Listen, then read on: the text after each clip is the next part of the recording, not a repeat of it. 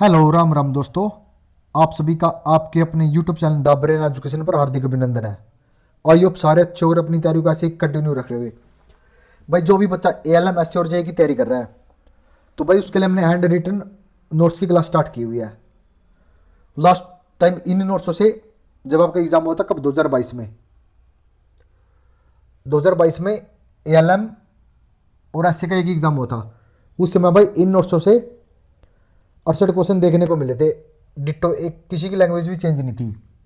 और इस बार भी चांस है कि आप 65 क्वेश्चन यहाँ से कवर कर लोगे। अगर आप भाई पहली क्लास से लेकर लास्ट क्लास तक जुड़ गए ना तो भाई मैं आपको गारंटी देता हूँ आपका सिलेक्शन 100% है। भाई कोई भी आपका सिलेक्शन नहीं रोक सकता। हमारा चैप्टर चला हुआ है कौन सा, basic electricity. Basic electricity last time basic electricity के कितने 17 क्वेश्चन आए थे एग्जाम में, ठीक है ना। और हमने अब तक 89 क्वेश्चन को कवर कर लिया है। एक बार आप 2022 का एग्जाम उठाना और फिर 89 क्वेश्चनों को एक बार आप देख लेना। इन 89 क्वेश्चनों से 6 क्वेश्चन एग्जाम में देखने को मिले थे। मैं आपको बेसिक इलेक्ट्रिसिटी के 300 क्वेश्चन प्लस 150 न्यूमेरिकल करवाऊंगा। टोटल आपके 450 क्वेश्चन हो जाएंगे। अगर आपने बस 450 क्वेश्चन कर लिए ना तो भाई आप बेसिक इलेक्ट्रिसिटी में एक भी क्वेश्चन गलत नहीं करके आओगे। ये लगा लो अगर 15 क्वेश्चन भी आए ना तो आप 15 क्वेश्चन करेक्ट करके आओगे, ठीक है। तो चलो अब अपनी क्लास की शुरुआत कर रहे हैं। 1 किलोग्राम बार किसके बराबर होता है? तो 1 किलोग्राम बार होता है 9.8 न्यूटन के। कितने के? 9.8 न्यूटन के बराबर होता है 1 किलोग्राम बार। पारे का जमाव बिंदु कितना होता है? तो पारे का जमाव बिंदु होता है -39 डिग्री सेल्सियस। टेबल फैन या सीलिंग फैन में प्रयुक्त सदंतर, भाई मतलब टेबल फैन और सीलिंग फैन में कौन सा कैपेसिटर प्रयोग करते हैं और उसकी अक्षमता कितनी होती है? उसकी अक्षमता होती है 2 से लेकर 2.5 माइक्रो फैराड तक उसकी अक्षमता रहती है। सामान्य उद्देश्य अनुप्रयोग में खलिस्तान का प्रयोग किया जाता है। सामान्य उद्देश्य में किसका प्रयोग किया जाता है? कार्बन प्रतिरोध का। भाई डीसी परिपथ में सिद्धांत खलिस्तान की तरह व्यवहार करता है। भाई डीसी परिपथ में कैपेसिटर किसकी तरह व्यवहार करता है? तो ये करता है कार्बन प्रतिरोध की तरह व्यवहार करता है। चालक की प्रतिरोधता तापमान से सूक्ष्म बढ़ोतरी से तेजी से बढ़ती है। प्रतिरोध के व्युत्क्रम क्या रहता है? प्रतिरोध के व्युत्क्रम हमेशा चालकता रहती है। भाई विद्युत धारा, तो विद्युत धारा किसे कहते हैं? इलेक्ट्रॉन या आवेश के प्रवाह की दर को विद्युत धारा कहते हैं। मतलब इलेक्ट्रॉन या आवेश के प्रवाह की दर को विद्युत धारा कहते हैं। तो विद्युत धारा को हम आई बराबर कैसे डिनोट करते हैं? क्यू बटा टी, और इसकी यूनिट क्या होती है? एम्पियर इसकी यूनिट रहती है। तो इसका हम ऐसे डिनोट करते हैं। मोस्ट इंपॉर्टेंट, इसको भी आप नोट कर लेना। भाई विद्युत धारा की चाल प्रकाश की चाल के तुल्य रहती है। मतलब विद्युत धारा की चाल प्रकाश की चाल के तुल्य है। अर्थात विद्युत धारा की चाल कितनी होती है? 3 × 10⁻⁸ मीटर सेकंड विद्युत धारा की चाल रहती है।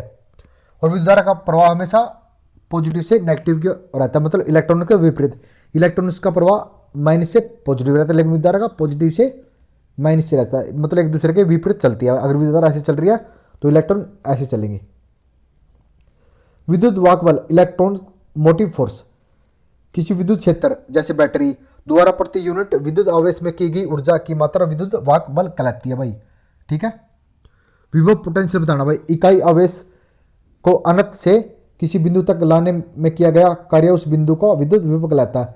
तो V बराबर क्या होता है? W बटा क्या हो के ये V रहता है, ठीक है।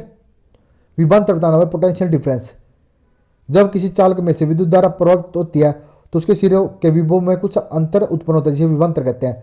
बस जब भी मतलब आप किसी चालक में से विद्युत धारा को हम प्रवाह करते हैं तो उसके जो सिरे होते हैं ना वहाँ पर कुछ अंतर उत्पन्न हो जाता है धारा में, तो इसी जिसे हम विभवांतर कहते हैं, ठीक है। वैद्युतिक कार्य W, इसकी यूनिट होती है वोल्ट, जिसको हम जूल से भी डिनोट करते हैं।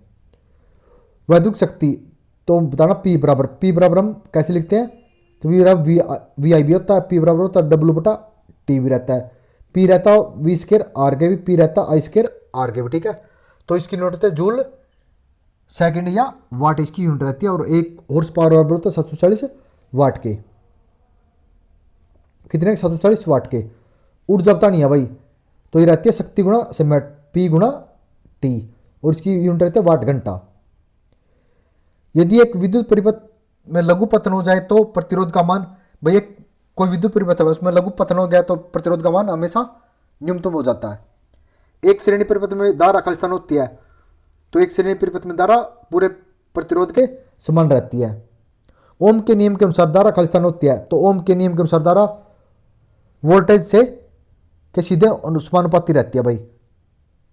एक खुले परिपथ का प्रतिरोध मान खालिस्तान होता है, तो एक खुले परिपथ का प्रतिरोध मान हमेशा अनंत रहता है भाई। समांतर परिपथ खालिस्तान के लिए उपयोग होता है। समांतर परिपथ घरेलू तार स्थापन के लिए।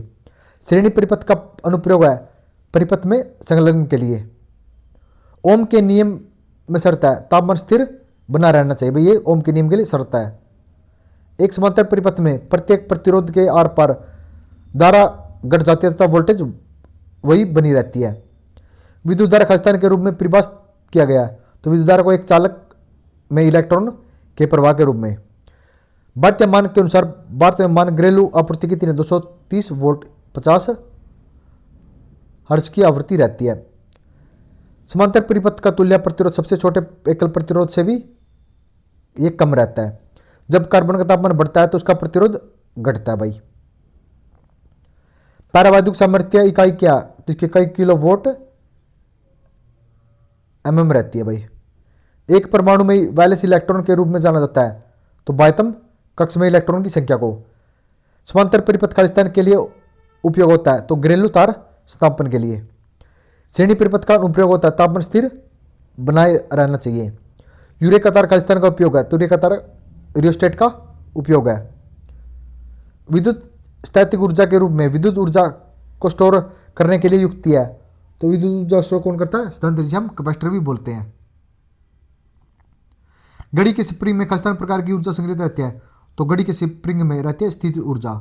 विद्युतशीलता इकाई है तो फैराड प्रति मीटर। विद्युत फ्लक्स की इकाई है कूलाम या वोल्ट मीटर। विद्युत तीव्रता क्षेत्र तीव्रता या क्षेत्र सामर्थ्य इकाई किसकी है? तो इसकी इकाई रहती है न्यूटन कूलाम या वोल्ट प्रति मीटर। ये तीनों की ये एक यूनिट रहती है। विद्युत फ्लक्स घनत्व या विद्युत विस्थापन इकाई क्या है? कूलाम प्रति मीटर स्क्वायर। विद्युत प्रवणता इकाई किसकी है? वोल्ट प्रति मीटर की। धारिता इकाई फैराड या कूलाम प्रति मीटर। एक व्यक्ति को पत्थर मारने पर चोट लगती है खालिस्तान के कारण। भाई एक व्यक्ति को पत्थर से मारने चोट लगती है के कारण होता है प्रतिक्रिया के कारण। परमाणु आकार को खालिस्तानी इकाई में व्यक्त किया जाता है, तो परमाणु आकार को फर्मी में। किसमें? फर्मी में। मोस्ट इंपॉर्टेंट क्वेश्चन है भाई ये भी, फर्मी वाला। क्यूरी खालिस्तान की इकाई है, तो क्यूरी रेडियो धर्मिता की इकाई है। सेंटीग्रेड या फारेनहाइट तापमान समान रहता है, तो -40 डिग्री पर। नेक्स्ट है भाई पदार्थ की चौथी अवस्था कौन सी है? तो प्लाज्मा पदार्थ की चौथी अवस्था है। ध्वनि प्रदूषण की इकाई डेसिबल है। आवर्धन कांच मूल रूप से है, तो अवतल लेंस। खालिस्तान के कारण आसमान नीला दिखाई देता है, तो परिकर्ण के कारण। पास से किसकी इकाई है? तो खगोलीय दूरी की है। प्रकाश वर्ष इकाई है, तो ये दूरी की इकाई है। चालकता की इकाई है सीमेन या मीटर। सिद्धांत को खालिस्तान में जोड़कर बड़ा धारिता प्राप्त की जाती है। सिद्धांत को हमेशा कैपेसिटर को हमेशा अगर हम समांतर में जोड़ेंगे तो बड़ी धारिता हम प्राप्त कर सकते हैं भाई। एक फैराड बराबर होता है 1 कूलाम प्रति वोल्ट के। निरपेक्ष विद्युतशीलता इकाई कौन सी है? फैराड प्रति मीटर है। विद्युत क्षेत्र का मात्रक है न्यूटन प्रति कूलाम। प्रतिरोध का उद्देश्य है धारा को निर्धारित मान तक सीमित रखना, यह इसका उद्देश्य रहता है।